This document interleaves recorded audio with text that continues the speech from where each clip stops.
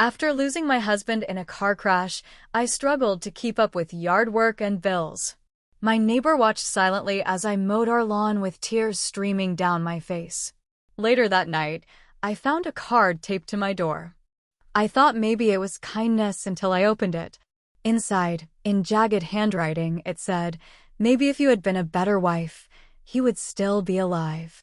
I collapsed onto the porch, shaking, as his porch light flickered mockingly in the darkness. My name's Teresa. I'm 43 now, but back then I was 39. I lived with my husband Mike in a small town outside Tulsa, Oklahoma. Real small. Church on every corner, nosy neighbors, everyone thinking they know best. Mike and I didn't have a perfect marriage, but he was my person. Always steady, always there. He worked at the local plant. I worked nights cleaning offices. We made it work.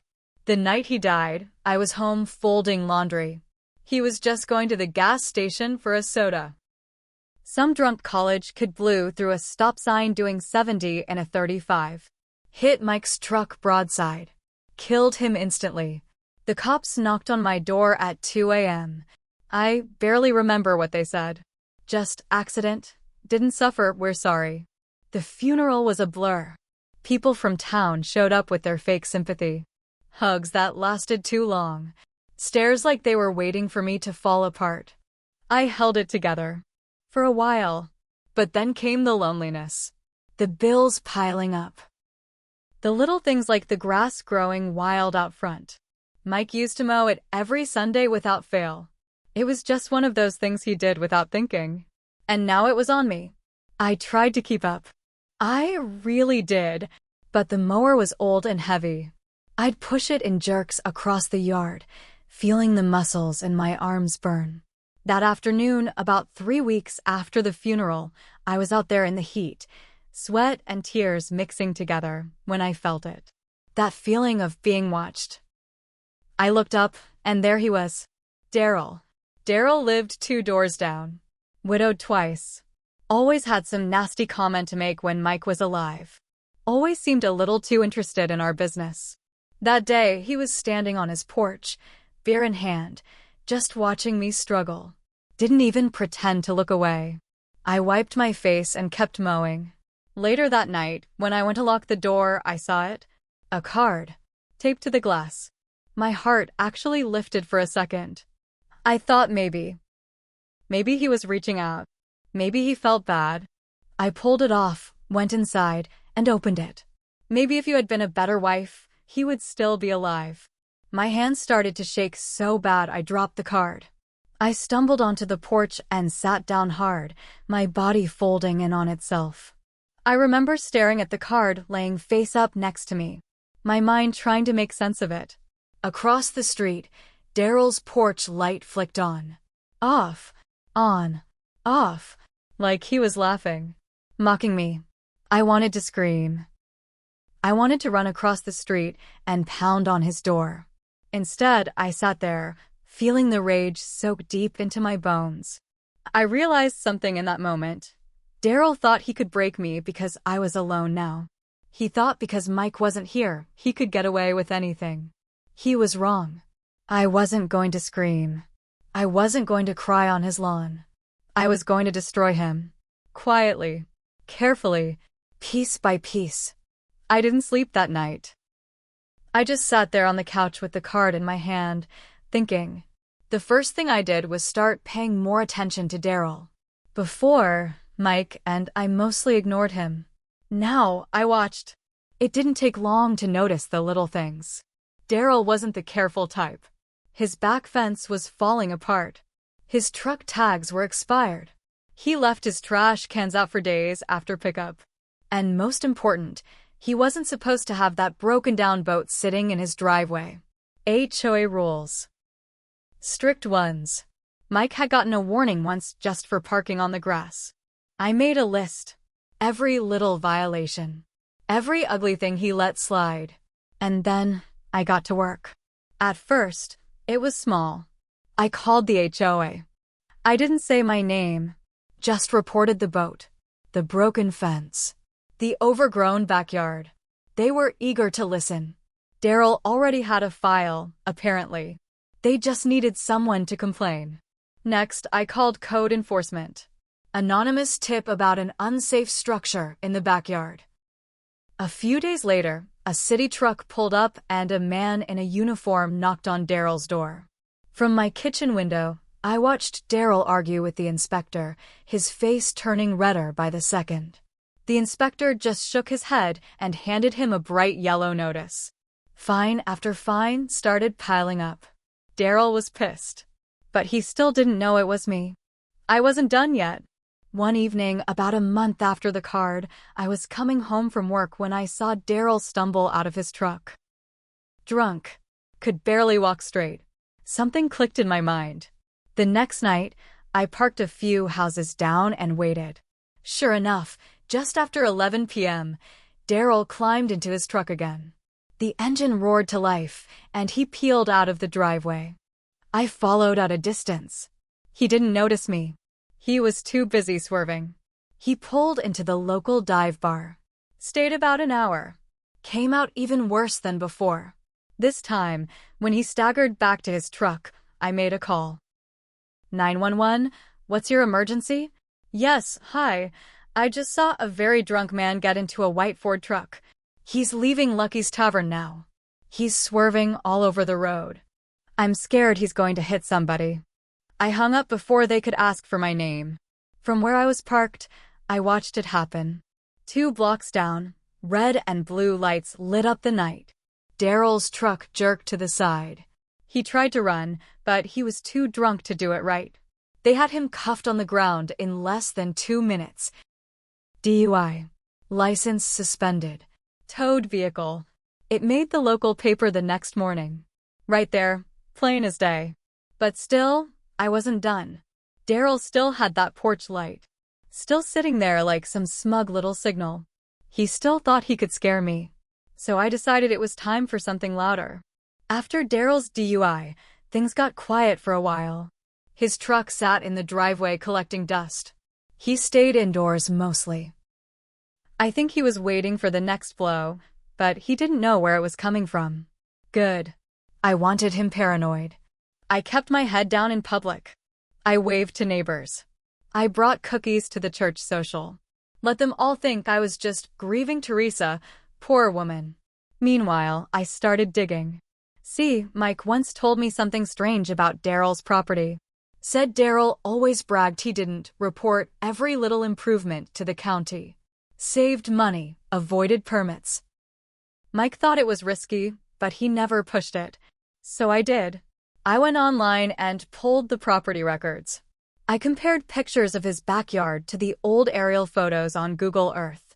The differences were clear: a whole shed that wasn't on the books, and a deck that was definitely too big for our zoning rules. I filed a formal complaint with the county. Used a neighbor's address to throw off suspicion. A week later, a pair of inspectors showed up with clipboards. Daryl exploded when they told him the shed and deck had to come down or he'd face fines and court. I stood in my kitchen, coffee in hand, watching it all through the window. I watched as he kicked the shed door, screamed at the sky, slapped a notice off the wall. He looked like a man losing control. But here's where the twist hit even me. About 2 days after that visit, I was walking my trash to the curb when a woman pulled up to the sidewalk and stopped. Late 30s maybe, sunglasses on, nice car. Not someone from our neighborhood. She got out slowly and said, "Excuse me, are you Teresa?" I froze. "Yes," I said. "Who are you?" "I'm his daughter," she said, nodding toward Daryl's house. I blinked. "Daryl's?" She nodded again. "My name's Megan. I haven't seen him in 10 years. We don't talk. But I got a strange voicemail from him last night. He was crying. He said someone was destroying his life." I said nothing. My heart beat faster, but I kept my face still. She went on, "I thought maybe he was just drunk again, but then I remembered something. My mom used to cry a lot when I was little. Back when we lived here. She used to say he was good at hurting people and never getting caught. That someday someone would hurt him back." She looked at me hard. Did he do something to you?" I didn't lie. I didn't tell the truth either. He left a note after my husband died, I said simply. A cruel one. She nodded slowly. Sounds like him. Then she surprised me. She reached into her purse and pulled out a manila envelope. I was gonna throw these out last year, she said. But maybe you should have them. I took the envelope inside after she left, sat on the couch, and opened it with shaking hands. Inside were photocopies of old police reports, domestic disturbance calls, a court record from 20 years ago, something about a bar fight, and a baseball bat. It had been pled down, sealed later. But it was all there. Even a photo of a woman's bruised face. Her mom, I guessed. Suddenly, everything felt bigger. My petty revenge, it had teeth now. It had history. I wasn't just getting back at a bully. I was unearthing a monster. After Megan left, I sat on the couch for hours, just staring at that photo of her mother's bruised face. I felt a deep, shaking anger I hadn't let myself feel before. Until then, everything I'd done to Daryl felt like balancing scales. Like getting back for one ugly moment, that card taped to my door. But now it felt like I was holding something bigger. Something righteous. I didn't sleep that night. The next morning, I got to work. I scanned the documents, the police reports, the sealed court case. I didn't post them online, not yet, but I shared them with someone who mattered. Sarah, a woman I knew from the church. She worked at the local paper. I didn't tell her where I got the files. Just said, you might want to look into this. There's a man in town who's been skating by for decades. Maybe it's time someone stopped that. She agreed to keep my name out of it. Said it would just be an investigative piece on overlooked domestic abuse and old legal records.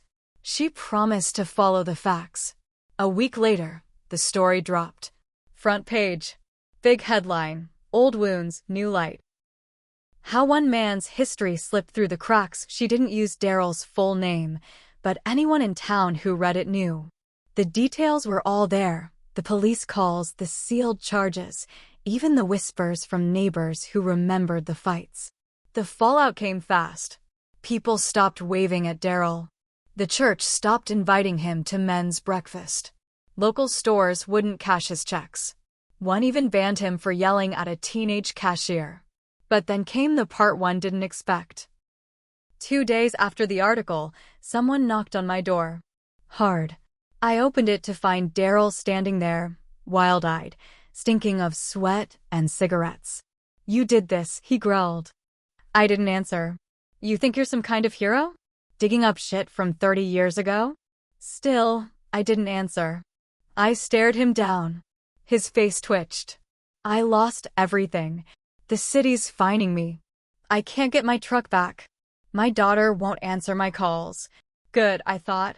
He stepped closer. You keep pushing, and I'll show you what a real mistake looks like. That did it.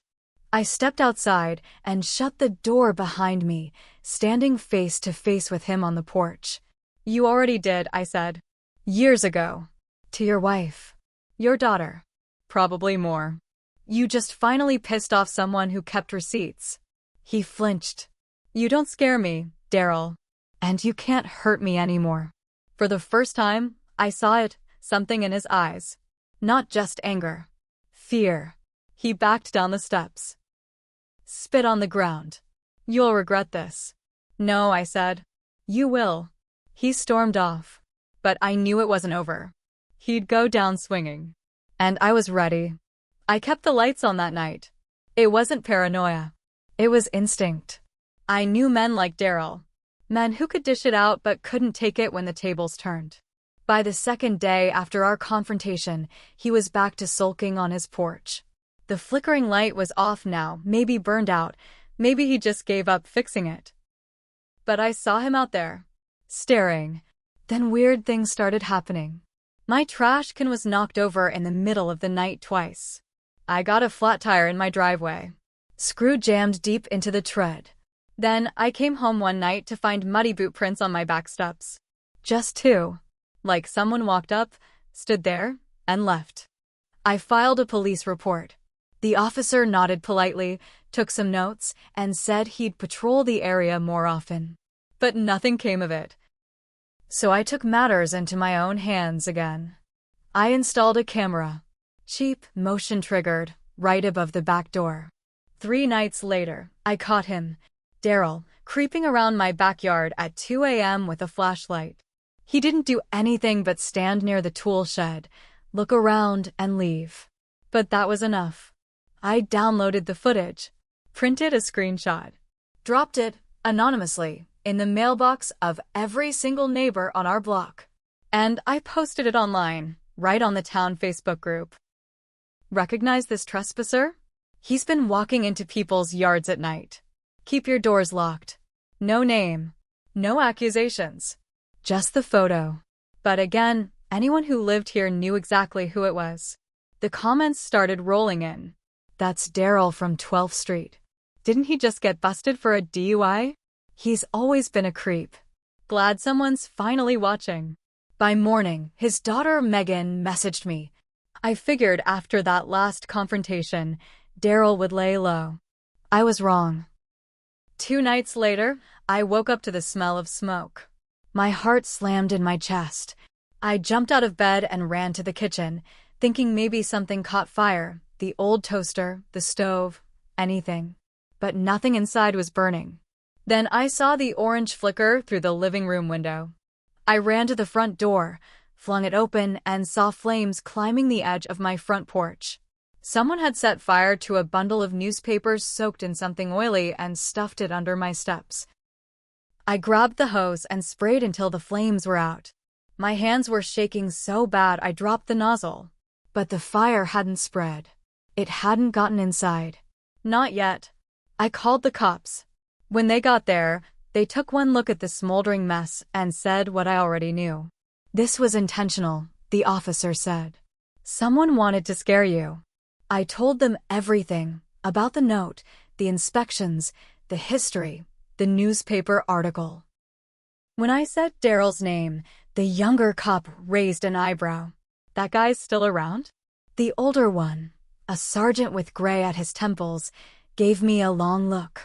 We've had run-ins with him. Nothing that ever stuck. But we'll keep an eye out. They didn't promise much. That's when I realized something else. I might have to finish this myself. But I wasn't alone anymore. The next morning, I got a text. It was from Megan, Daryl's daughter. I heard what happened. You okay? I wrote back. Barely. A minute later she replied, I want to help. That day, she drove back to town. Brought coffee. Sat at my table like she'd been coming over for years. And she told me something that changed everything. I think he's been hiding money, she said. My mom used to say there was always more cash than his job could explain. Always under the table deals, favors from shady friends. I don't know where it came from, but it was real. I leaned forward. Do you think he still has it? She nodded. If you wanted to really hurt him, not just his pride, but his whole life, you'd find that money. She still had the key to his garage. I'll go in, she said. I know where to look. That night, while Daryl was gone, probably drinking again, Megan slipped inside his garage. I stayed outside with the car running, heart pounding. She was gone maybe 10 minutes. When she came back out, her face was pale. She got in the passenger seat and held up a weathered-looking shoebox. Inside, stacks of cash, rubber-banded, old bills, worn edges, and a cheap burner phone with dozens of text messages. Megan flipped through them, shaking her head. He's been paying someone. Or getting paid. I don't know for what, but this is something bad. I took photos of everything. The money, the texts, even the receipts he kept tucked in the box, gas stations in places hours away, some near the state line. Megan looked at me and said, You were right to come after him. But this might go deeper than we thought. It wasn't just revenge anymore. It was a full-blown secret life. Daryl had more to lose than I'd ever imagined. And now? Now I had the box,